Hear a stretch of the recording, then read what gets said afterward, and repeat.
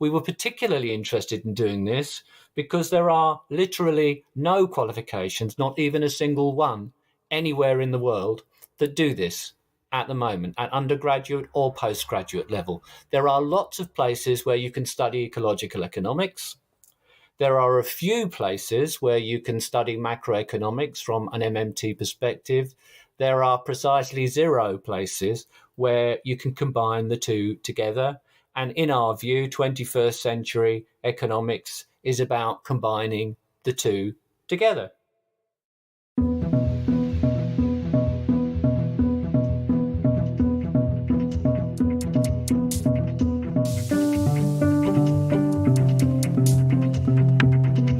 Welcome to Activist MMT, a podcast about real-world economics, including modern money theory, and how life changes when you discover it.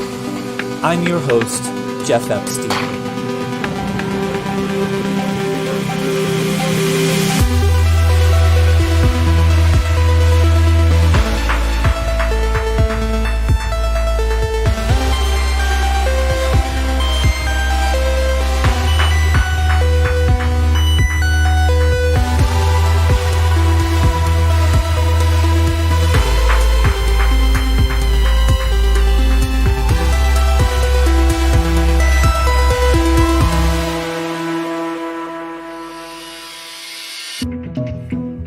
Today's part 2 of my 2-part conversation with Stephen Hale, discussing the new and unprecedented graduate program in economics of sustainability. The program, which starts in September 2022, will be run by Torrens University, is backed by Modern Money Lab, and primarily developed by Stephen and Australia's leading ecological economist, Phil Lawn. Last week in part 1, Stephen talked about how the program came to be, the resistance to be expected from neoclassical economics departments, and the basics of ecological economics. Today, he gives an overview of the program's curriculum and the various degrees a student can pursue. I'm determined to earn a master's degree. After that, then we'll see. Before we begin, a minor clarification. Near the end, I say my studies with Asad Zaman might be worthy of an elective. Although integrating a course into the curriculum I think would be great, and I believe to actually be much more unique than is currently available. I only mean getting a potential credit for myself for independent study. If you like what you hear, then I hope you might consider becoming a monthly patron of Activist MMT. Patrons have exclusive access to several full-length episodes right now. Patrons also get the opportunity to ask my academic guests questions, such as my recent episode with Warren Mosler. They also support the development of my large and growing collection of Learn MMT resources. To become a patron, you can start by going to patreon.com/activistmmt. Every little bit helps a little bit, and it all adds up to a lot. Thanks. And now, let's get right back to my conversation with Stephen Hale. Enjoy. In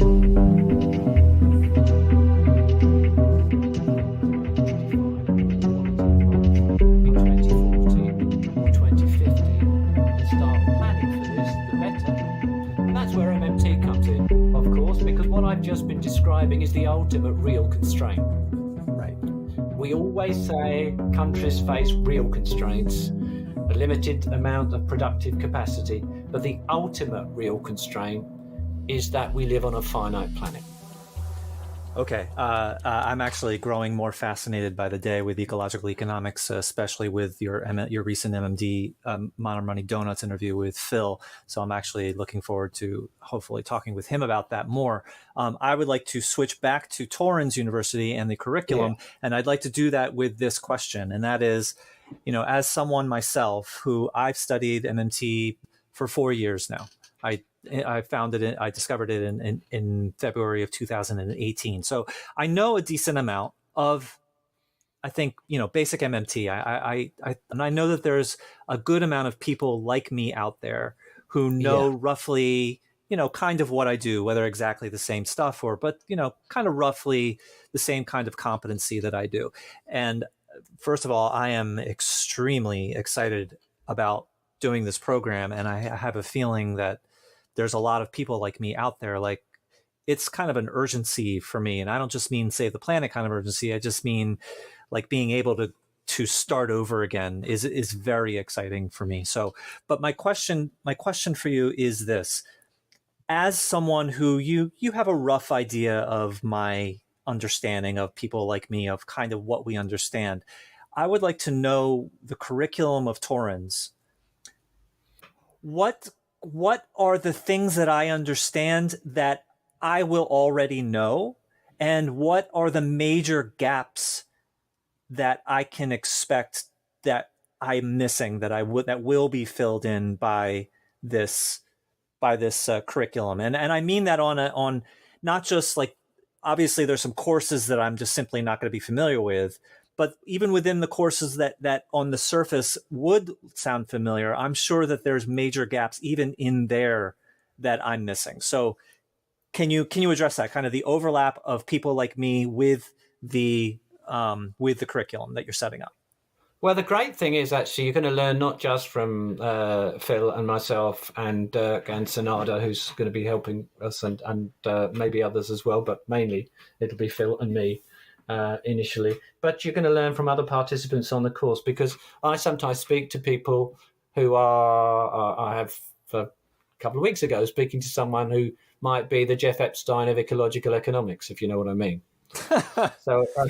So there are people who will be students on this program who know quite a lot about other elements of it that you don't know about, but who don't know the bits that you do, which is going to be great. So we're going to be facilitating a lot of interaction between people on the courses. In terms of what you're going to learn, the course that you'll know best, or the subject, we're supposed to call them subjects, individual subjects, that you'll be familiar with best of all, will be the fundamentals of modern money subject, where a lot of that for you will be just old hat, really. I'll be explaining MMT, yes, but also talking about monetary systems and financial markets and institutions in that introductory subject.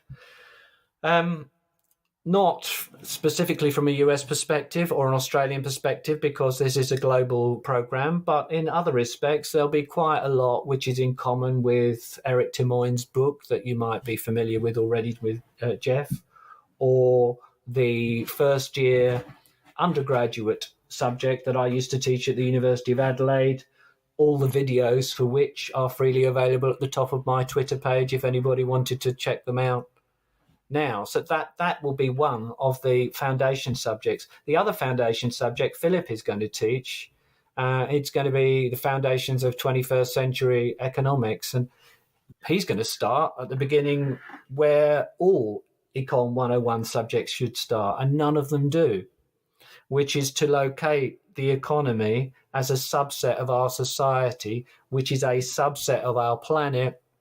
And our planet, for most purposes, is a closed system. We take in energy, of course, mainly from the sun. We also emit waste energy into our environment. Largely speaking, with some trivial exceptions, otherwise the Earth is a closed system. What is here is here.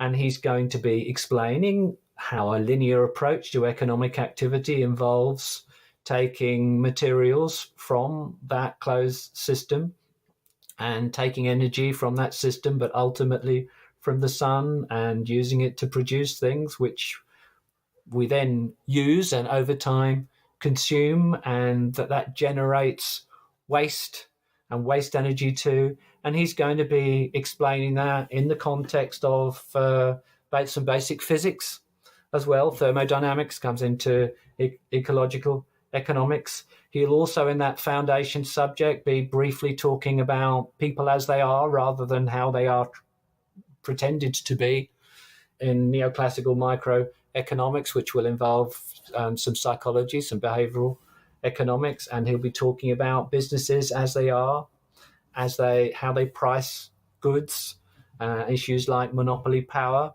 which tend to be, if not neglected, at least not addressed in a realistic way in an introductory microeconomics course. So those are the two introductory subjects. But later on, if somebody does the master's degree anyway, they'll be doing a more advanced macroeconomics subject. If I was to say what's it similar to, in some respects, it would be similar to the Mitchell, Ray, and Watts textbook that MMT people might be familiar with, but only in some respects, because that textbook is very narrowly MMT. And although it mentions ecological economics and actually mentions Phil's work in a chapter towards the end of the book, the ecological economics is not integrated into that book. Much of the time, the objective of macroeconomics is or one of the main objectives of macroeconomics in that book, as in almost all macro books, is economic growth. We're going to be doing things a little bit differently.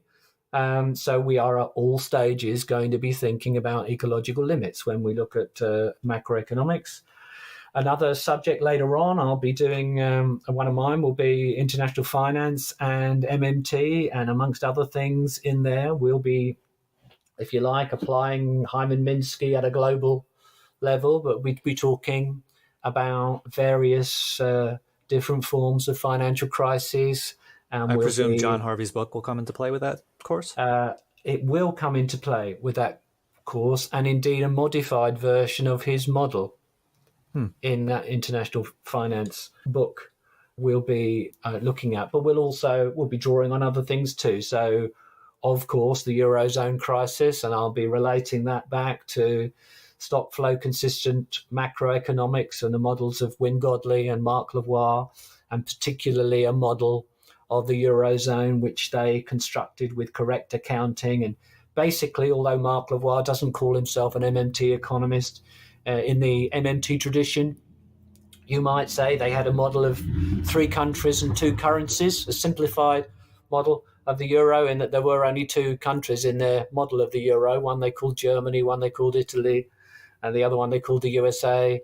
And then they showed how an adverse event could destabilize the euro, Italy standing in for the European South in their model, following a negative economic shock like a global financial crisis, would either be driven into because it's not a monetary sovereign, either be driven into a self-fulfilling prophecy as far as investors were concerned of default after rapidly rising interest rates on Italian government debt, or would have to be supported by the European Central Bank, or would have to have its government pursue very severe austerity with terrible consequences as far as the domestic population is concerned. To an extent, this describes Italy in the real world. It's a much better description of Greece in the real world. But this model, getting the accounting right, stock flow consistent, monetary, mathematical model of the economy, the appropriate use of mathematical modeling, basically predicted not only the Eurozone crisis, but also what would happen after the Eurozone crisis, before the Eurozone crisis ever happened. So there are a variety of other things we're going to cover in that subject. I'll be teaching in that subject, for example, a little bit of complexity theory, explaining how exchange rates can be very difficult, if not impossible, to forecast when you have got a foreign exchange market which is characterized by traders who are pursuing more than one strategy, and who can switch from strategy to strategy over time, depending on what's recently been apparently the most profitable way to decide to buy and sell currencies. Now, all that stuff doesn't sound as though it's got anything to do with ecological economics, but it's got a lot to do with understanding the global monetary system. And there'll be some ecological stuff thrown in there as well. But on top of that, Phil is going to be doing an ecological economics subject, which he could describe better than me, but really it involves going into what I was talking about a few minutes ago in an immense amount of additional depth. And he has a separate subject to examine all the available indicators of sustainable development that people have suggested around the world, including the one he's closely associated with, which is the Genuine Progress Indicator, comparing them to each other and comparing them to real GDP. We talked about John Harvey. I've got another subject which is actually much more closely based on a John Harvey book. I'm going to be teaching a contended perspectives subject, and that's where we're going to do a little bit of the history of economic thought. It's also where we're going to talk about neoclassical economics. It's only going to come into that subject, not otherwise, really, most of the time. I'll talk about Austrian school economics. We'll talk a little bit about Marxist political economy, post-Keynesian economics, MMT, behavioral economics will come in there. And I will take a global event, might even be the pandemic and the consequences, but the initial idea was the global financial crisis. And I'll have a look at what all these different groups, and not just the ones I've listed, feminist economics, that's another school of thought we'll think about briefly, have to say about it, and discuss briefly at least one leading or very famous book or other piece of work coming from a particular tradition. That's another subject we'll study. Philip is going to be doing what will be largely a post-Keynesian microeconomics subject, which is a much more realistic way of looking in a great deal more detail at how markets work and about firms and pricing power and about how people make decisions and what contributes towards our well-being, and also about the various ways in which governments can influence the allocation of resources at the microeconomic level.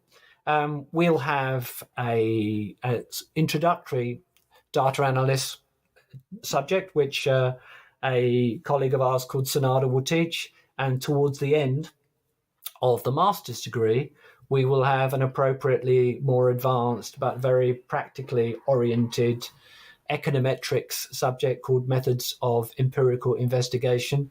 The main way in which that will differ from what you might normally do at university is that the analysis will be based on data sets which will be largely ecological or environmental ones.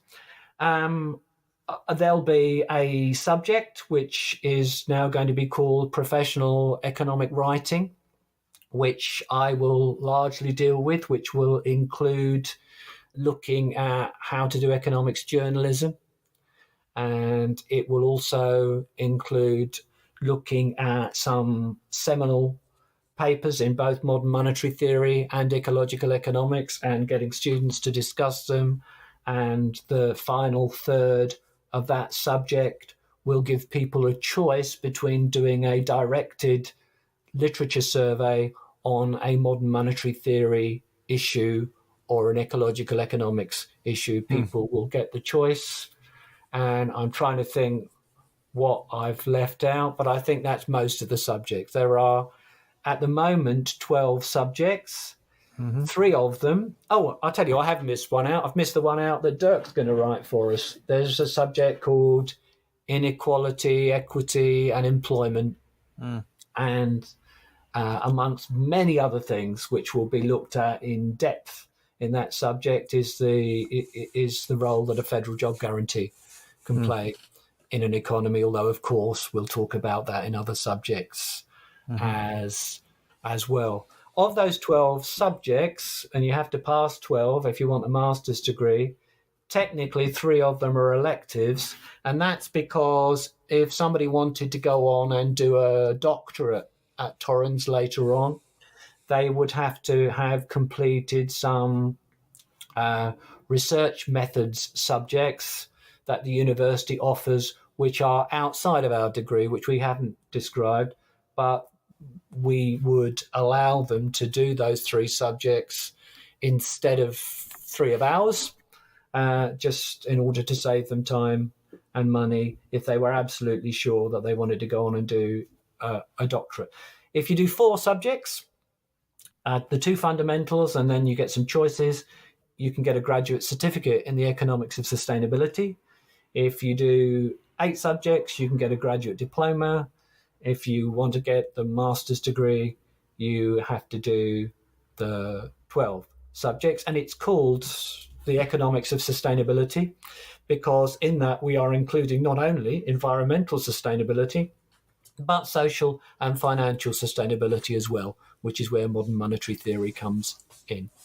What is the PhD as not necessarily the specific requirements, but how much more time or courses or whatever is a PhD required above and beyond these 12, which would be a master's? If you complete the master's and you do the 3 PhD subjects, which are coming from the rest of the university, instead of 3 of our subjects, it would mean not taking the international finance subject, not if you wanted to do that, not taking Dirk's subject and not doing the Sustainable Development Indicators subject, then you would still have to take, I think, 1 subject in terms of thesis writing from outside the university. Other than that, you would have done the prerequisites to be a doctoral student at the university. However, you would have had to get credit or above marks. In other words, you'd have to get higher than average marks across the master's degree in order to be accepted onto the doctoral program.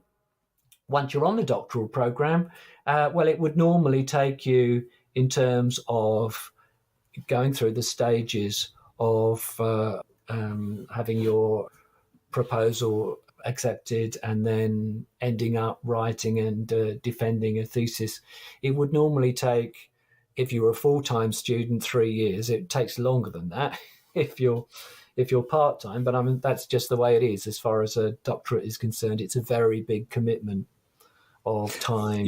You don't mean 3 years above and beyond. You mean 3 years total if you were full-time from the beginning. Is that right? No. If you're doing a PhD will take you 3 years. So if you were a full-time student, you could do the master's degree in a year. It's very full-time in that case, because I normally would recommend for a full-time student only doing 3 subjects a trimester, and that would mean doing 4 and overloading. But then beyond that, it will take another 3 years in order to get a doctorate.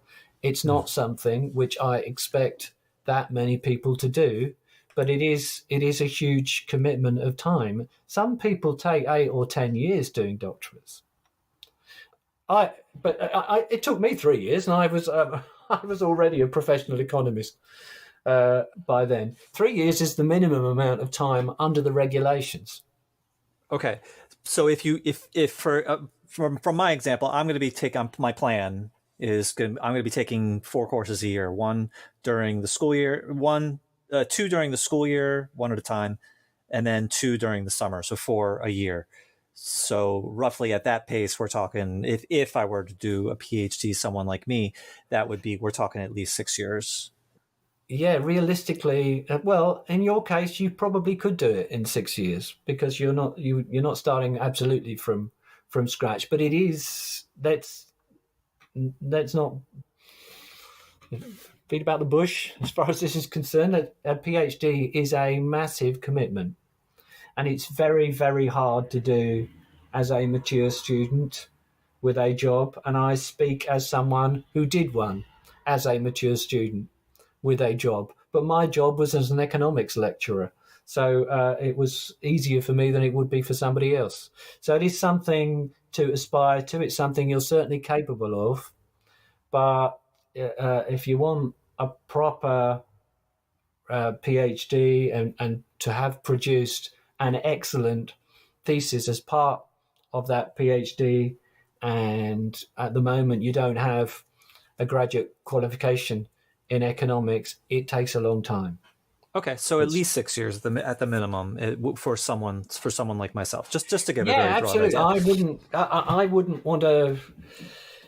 Not only would I not want to mislead someone there, but actually we don't want too many PhD students, because supervising a PhD student properly is something which is very time consuming.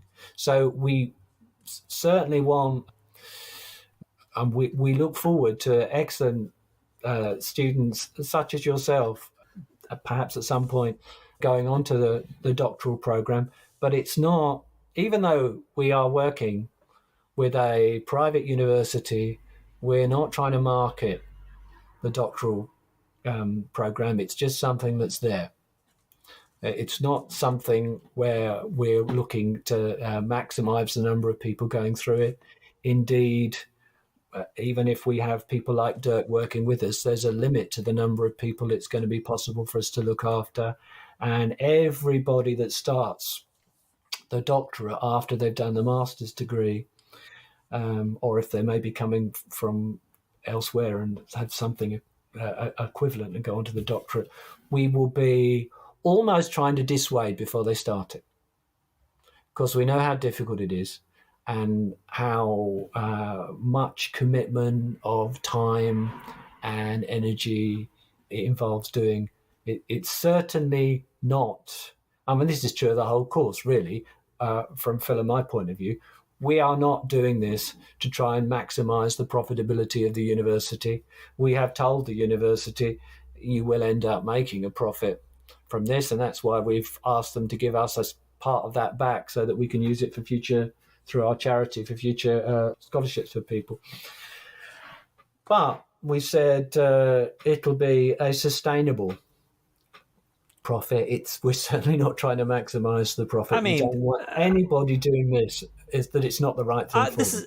This is obviously, I mean, this is for saving the world. I mean, absolutely, this is for saving the world. I mean, obviously, yeah. I mean, of course, but okay. It's our from Phil and my point of view. We're both getting towards 60, and this is about a legacy. Sure, of course. I mean, of course. Yeah. Okay, so all right. A couple more questions. Number one, I don't, someone like me. I mean, yeah, I really, I mean, I am very interested in a PhD program. I obviously understand that I'm very far off from that, but you could definitely do it. You could definitely do it, Jeff. That's a dream. That's a dream. But my question is the following: at what point is that decision made? I presume that that's after I'm done the master's, or at least approaching done the master's, and at that point, then it will be decided whether or not the PhD makes sense. That seems to be right. Like, I wouldn't be deciding that to begin with. I would be deciding that significantly down the road at the end of 12 courses or whatever. I presume that's the time. It's not even possible to decide that to begin with, because, I mean, it becomes obvious over time whether somebody's got the grades which would even qualify to do that. If somebody had the grades and then decided to apply, it would go through the appropriate department of the university. And then if the university accepted the application, which they would do if they'd completed the master's degree and got high grades, even then it comes back to, well, it would come back, assuming he was still in the role, to Phil. And then it's a matter of whether any of the academic staff feel themselves able to supervise effectively somebody doing that particular topic. But of course, you could do this master's degree and you could apply to do a doctorate at Bard College or UMKC or somewhere in the States. If you were an American student, you're not obliged. And indeed, very often people do choose different institutions. Our particular strength is going to be, simply because it's pretty much his thing, is going to be in genuine progress indicator studies. Sure. Yeah, I heard him say that on Modern Money Donuts, and that That's obviously very important. Okay. All right. I mean, obviously this is partially about me, and I'm hoping that there are people out there like me in different versions that are very excited about this. And There definitely are people that are excited about it. yeah. Absolutely. So, I mean, I'm crazily excited about this, to be honest. And I'm not going to be choosing to go to UMKC. I'm not going to be choosing to go to Bard simply because I can't work. I can't. My wife has a union job. I can't uproot my family. So, thinking of Absolutely. this in Well, the long with term, PhDs, they don't always necessarily have to be on. I don't know about different programs, but yeah, this particular one is a distance learning one. And right. when we've got Phil with IT people behind him, so we know all about the talking, you'll be Yeah, looking at him over the net. You won't be sure, here. of course. Yeah. Okay, all right, so good. So that's enough about that. So I'll ask a final question, and that is, all right. So you kind of addressed the history of economic thought, and that neoclassical economics will be addressed in contending perspectives. And I think that you said that the history of economic thoughts will also be in contending perspectives. I think that's right. Well, to an extent, yeah. I mean, that won't be. You gather that for yourself. If you have seen, we're not going to just take John's book and use it, but it gives you an idea. If you've seen John Harvey's Contending Perspectives in Economic Thought book, then when he talks about Austrian school economics or Marxist political economy, while explaining what what the constituent parts are, these different schools of thought, he explains a little bit about the circumstances under which they came together. Sure. Okay. So And that makes so, sense. so we'll do it that way. Yeah, but Okay. not All right. specifically history. Okay, all right, that's fine. And the other two things, the topics, and I presume I was going to ask, where does the good and bad of maths and models come in? And I would presume that that's just part of the, neoclassical within the contending perspectives. I think that makes sense. We'll do the good. I don't really want to spend any time dismissing neoclassical economics. We're more or less going to ignore it, except for when we're doing contending perspectives. So Phil is going to teach economics the way he sees economics, and so am I, and we overlap a lot. But I'm not going to be spending. I'm not going to be doing chapter 2 of my book. I'm not going to be saying, Yeah. where Right. did it all come from? Let's take it to pieces, because there are lots and lots and lots of places that you can adopt the negative approach and demolish neoclassical economics. Right. And it's We're all going to fantasy spend, world. It's all fantasy world. So you could spend the rest of your life on it, just on that. yeah, So, we'll okay. spend 2 weeks on neoclassical economics in Okay. the Contending Perspectives course. But for at least one of those 2 weeks, I'll be trying to be very positive. And I'll be trying to be the year 2000 Stephen Hale neoclassical economist and trying to And all your explain. students will be rolling their eyes politely. Well, but that's the idea. And that I'm going to borrow from John Harvey. In his book, what he tries to do is to represent each school of thought as an adherent of that school of thought would want it Sure. represented. Sure. Of And course. Of then, and course. that's the best way of doing it. And then Mm-hmm. after that, yes, you talk about criticisms of that school of thought from elsewhere, but all right, we'll do that for a week in one subject. That's enough. Sure, sure. That makes sense. And the good math will make it obvious that when you don't see good math, that it will just be like, what is this? This is not good math. Yeah, That's we'll obvious. have a bit of Steve. I'll bring a bit of Steve Keen in somewhere along the lines, which is Win Godley and Mark Lavoie do correct macroeconomics using discrete maths. Steve Keen does it using continuous maths, which means there's a little bit of. I'll have to teach a little bit of that, but only a little bit, really, Okay. because I don't think it's of. I don't think it's quite as important as Steve does, even though I'm a great fan of Steve. Okay. All right. So my final question, and then I just want to say a point, is okay. I've been studying with Asad Zaman. He's a PhD economist based in Pakistan, and I have been drinking from a fire hose from like a year now on realistic history. Yeah. So he discovered MMT in like 2016. He knew that something was very seriously wrong in around 2006, and then he discovered MMT in 2000, I think around 16, with the draft version of the textbook. And he's almost entirely on board. I don't know if he would call himself an MMTer, but he's certainly almost entirely on board.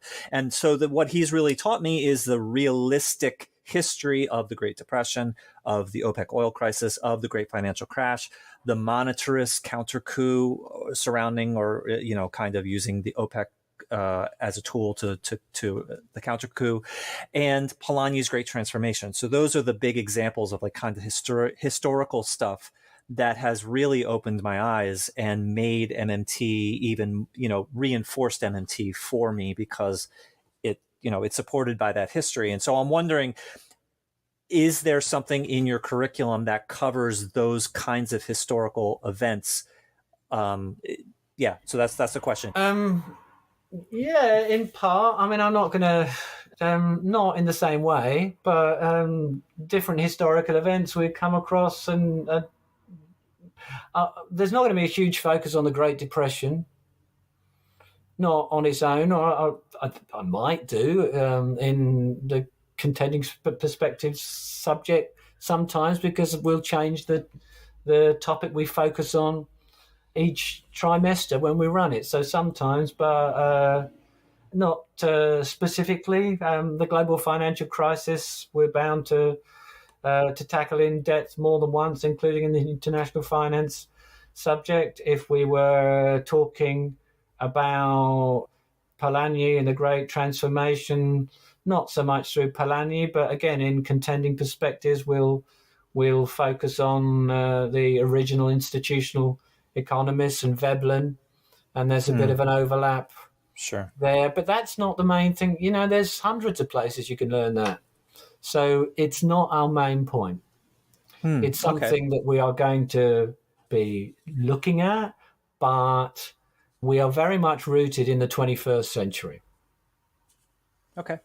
So right, it's not the main focus of what we're doing. It will come up in bits and pieces all over the place, particularly again in the contending perspective subject. Okay. All right.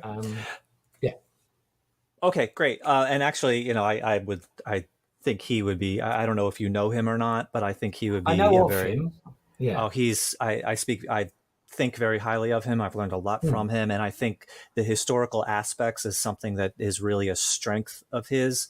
And especially if it's not in your curriculum, then perhaps that there's actually. I'm actually hoping that my studying history with him there might be some way to make that into a course within this curriculum somehow as an elective or something like that. The one thing I would say is that the one thing both of us are clear on is that anybody who ever teaches on these qualifications will have a background in both modern monetary theory and ecological economics. And that's why we've been talking to Dirk, because he does. Okay. Because they're not separate, they're integrated. Understood. Okay. All right. This has been great. This has been really interesting. Is there anything before we get off that about this program, especially coming kind of from the perspective of people like me, is there anything that you feel needs to be said, especially as it's coming up? Applications are going to be coming up. And so is there anything you feel that needs to be said before we get off about this program?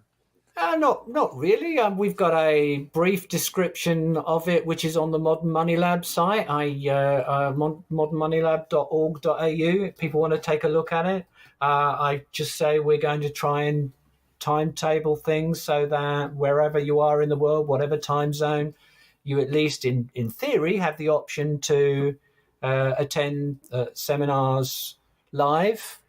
Often people won't be able to do that because of work commitments, so they can do it asynchronously as well. But it's nice if people can get to at least one or two live seminars and maybe meet other students on the courses too. We are both, Phil and I are both in a position where we're at an age now we could have kept doing what we were doing. I had a safe job uh, at a uni. We could both retire, or we're getting towards retirement age too. We are both working on this because we think it matters. And we're both very excited about the program. We want to do something that matters. I want people like Dirk and others to be running this in a few years' time when we have genuinely retired. I want to be able to look back on something that I think is important. I have always thought modern monetary theory is important. And I also think understanding ecological economics, if you want to be a 21st century economist, is hugely important. And in case someone hasn't taken a look at it yet, although we won't be drawing directly on this book really in our courses, but you might have read The Deficit Myth, Stephanie's book on MMT. If you haven't read Donut Economics by Kate Raworth, it is the deficit myth of ecological economics, and I very strongly recommend you maybe read that book if you're thinking about doing our courses, because there'll be a lot of similar stuff in our courses. Okay, that's great. And just to fill in a little bit of what you said before, of you obviously for someone like me, I only have limited after hours and whatever to watch to attend courses, and so I likely will be watching on video. But you answered my question in email that we will be scheduling regular time with our classmates and with the teacher, and we have access obviously to administrators and so on, that we can meet in person as close as that's possible through the internet on a regular basis. Absolutely. Phil and I will be available all the time, but we'll schedule classes twice, so that in principle, if somebody is not at work in their particular time zone, I know where people are in the world, everybody's in different places, but there should be the opportunity to go to class live. If you can't get to class live, you'll still be able to talk to Phil and me. And yes, the classes, of course, they'll be recorded, so you'll be able to follow all the materials asynchronously too. And that's actually interesting in a sense that you will be accumulating a lot of content, even though you'll be doing those courses. You'll over time, you'll be accumulating a lot of really good content, which is kind of interesting and good in another sense. So, absolutely, we're really looking forward to it. We've got politicians, activists. We've had inquiries from central bankers. We've had inquiries from all sorts of people around the world. We haven't even started marketing it yet. I haven't spent a single cent on advertising as yet. All the advertising has been me mentioning it on Twitter. That's all. And you've gotten 5 times already, just with that, you've gotten 5 times your expected attendance. So. Well, these people, it's very different filling in a form to it is actually enrolling. But we're confident that we'll have a reasonable number of students. We don't really want too many students in September, but if somebody's very keen to start, we'd be delighted to see them. As I said, if they go to the Modern Money Lab site and take a look at the brochure on there, it basically describes what the courses are about. They could, as you did, Jeff, fill in a form telling us of their interest, and I'll write back to them like I did with you. And once we get to the middle of July and everything really gets running, we'll be in touch again. That's great. And just to say, the course's cost at this moment with the exchange rate for us is around $2,200 per course, which is expensive, but for you, the United States, it's reasonable. So that's, anything like this is expensive, I'm afraid, because it's expensive, but compared to the United States, $2,200 for 14 courses, that's 28,000, 32,000, something like that. For an entire master's degree is very different than $50,000 a year in the United States. So it is expensive, but it is not outlandish. It's as low a cost as we could possibly make it. That's all I can say. Right. Stephen, thank you so much.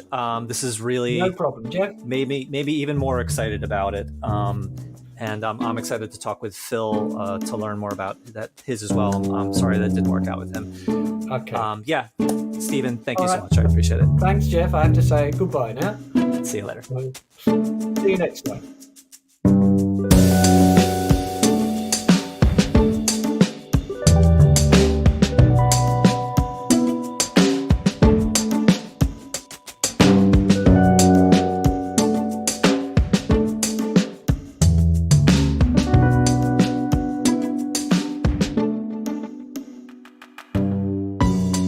Music for this show is by RecTech.